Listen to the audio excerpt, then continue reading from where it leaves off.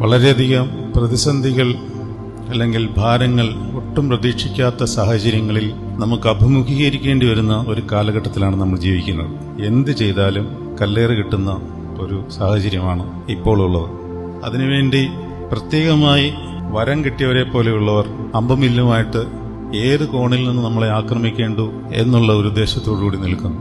അതിനിടയിൽ നമ്മുടെ വിശുദ്ധി കാത്തു സൂക്ഷിച്ചുകൊണ്ട് മുന്നേറുവാൻ എത്രമാത്രം വെല്ലുവിളികൾ നമുക്ക് തരണം ചെയ്യേണ്ടതുണ്ട് എന്ന് വളരെ സ്വകാര്യമായി അല്പനിമിഷം നമുക്ക് ഒരുമിച്ചിരുന്ന് പങ്കുവയ്ക്കാം. തിരുമേനി സൂചിപ്പിക്കുകയുണ്ടായി, IT-യിൽ നിന്ന് വരുന്ന അല്ലെങ്കിൽ IT മേഖലയിൽ ജോലി ചെയ്യുന്ന കുഞ്ഞുങ്ങൾ 50 നോയമ്പിൽ ജോലി ബോധപൂർവ്വം നിർത്തിവെച്ചിട്ട് അവരുടെ വീടുകളിലോ അവർക്ക് കിട്ടുന്ന പരിസരങ്ങളിലോ ഉച്ച നമസ്കാരം നടത്തി കുമ്പിട്ട് പ്രാർത്ഥിച്ച് ഓരോ ദിവസവും ആ നോമ്പിന്റെ നിഷ്ഠ അനുഷ്ഠിക്കുന്ന അനേക യുവാക്കളും യുവതികളും ഉണ്ട്.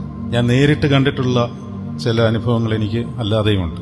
ഞാൻ കുറച്ച് യാത്ര ചെയ്യുന്നതായതുകൊണ്ട് ചില ഭവനങ്ങളിലൊക്കെ താമസിക്കുമ്പോൾ വെളുപ്പിനെ 3 മണിക്കൊക്കെ എണ്ണീറ്റ് 1-2 മണിക്കൂർ വേദപുസ്തകമൊക്കെ കുത്തിയിരുന്ന് വായിച്ച് യാമപ്രാർത്ഥനകൾ നടത്തിയിട്ട് കാലത്തെ ജോലിക്ക് പോകുന്ന കുടുംബസ്ഥരെ എനിക്ക് വ്യക്തിപരമായി പരിചയമുണ്ടെന്ന് ഈ പരിശുദ്ധ മദ്ബഹയുടെ ത്രോണോസിന്റെ മുമ്പാകെ നിന്നുകൊണ്ട് ഞാൻ സത്യമായിട്ട് നിങ്ങളോട് പറയും. അങ്ങനെയുള്ള വിശ്വാസികളുടെ മധ്യേ അവരെക്കാളിൽ ആത്മവീര്യത്തോടുകൂടി നിൽക്കേണ്ടവരാണ് നമ്മൾ.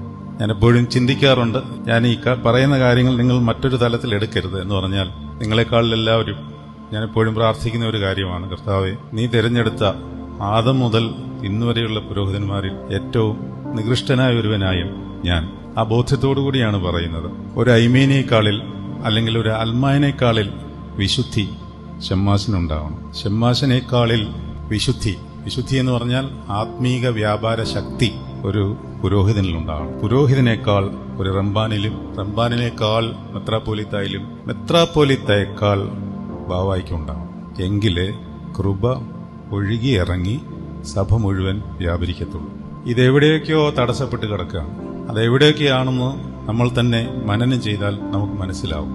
ഒരു പുരോഹിതൻ തന്നെ മനസ്സിലാക്കേണ്ടിയിരിക്കുന്ന പ്രധാനപ്പെട്ട ചില കാര്യങ്ങൾ മനസ്സിലാക്കാതെ പോകുന്നതുകൊണ്ട് നമുക്ക് പല വീഴ്ചകളും ഉണ്ടാവുകയാണ്. യഥാർത്ഥത്തിൽ ഒരു പുരോഹിതന്റെ ശക്തി വ്യാപാരം എന്താണെന്ന് അവനവൻ അറിയില്ല എന്നുള്ളതാണ് സത്യം. കപ്പദോക്യൻ പിതാവായ ബസേലിയോസ് ഇപ്രകാരം പറയുന്നുണ്ട്, വിശുദ്ധനായ ഒരു പുരോഹിതൻ കൈമലർത്തി സ്വർഗത്തിലേക്ക് നോക്കിയാൽ പിശാചിന്റെ കോട്ടകൾ അപ്പൊ തന്നെ ഇടിയുമെന്നാണ്. എന്താണ് ഞാൻ പറഞ്ഞത്? വിശുദ്ധനായ ഒരു പുരോഹിതൻ സ്വർഗത്തിലേ നോക്കി കൈ ഉയർത്തിയാൽ പിശാചിന്റെ കോട്ട ഒന്നും പ്രാർത്ഥിക്കണ്ട, അപ്പോൾ തന്നെ ഇടി.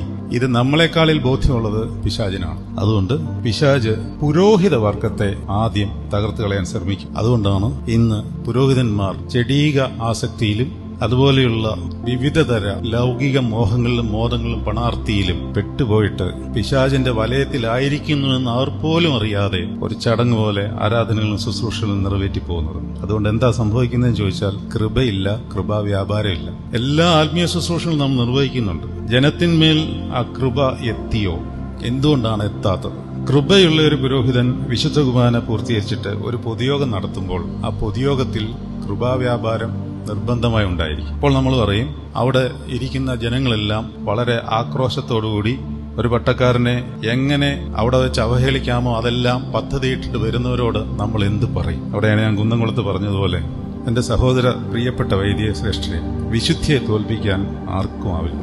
ഒരു പിശാചിനുമാവില്ല, ഒരു മനുഷ്യനുമാവില്ല. ഒരു പുരോഹിതനിലെ ശക്തി അവന്റെ വിശുദ്ധിയാണ്, മറ്റൊന്നുമല്ല. നിങ്ങളുടെ അറിവോ, നിങ്ങൾ എത്ര തവണ, ഇപ്പൊ എന്നെ സംബന്ധിച്ച് എത്ര തവണ ധ്യാനം നടത്തിയോ, എത്ര തവണ നമ്മൾ പ്രാഗൽഭ്യം കാണിച്ചോ, മ്യൂസിക് ഷോ നടത്തിയോ, ഇതൊന്നും ഒരു വിശ്വാസിക്ക് നമ്മളിൽ ആത്മീയ ഭയം ഉണ്ടാക്കത്തില്ല. പക്ഷെ ആത്മീയ ഭയം ഏത് കൊടികെട്ടിയവനും നമ്മളുടെ നേരെ നിൽക്കുമ്പോൾ യോശുവയോട് യഹോവ പറഞ്ഞ പോലെ ഒരു മനുഷ്യനും നിന്റെ നേരെ നിൽക്കുകയില്ല.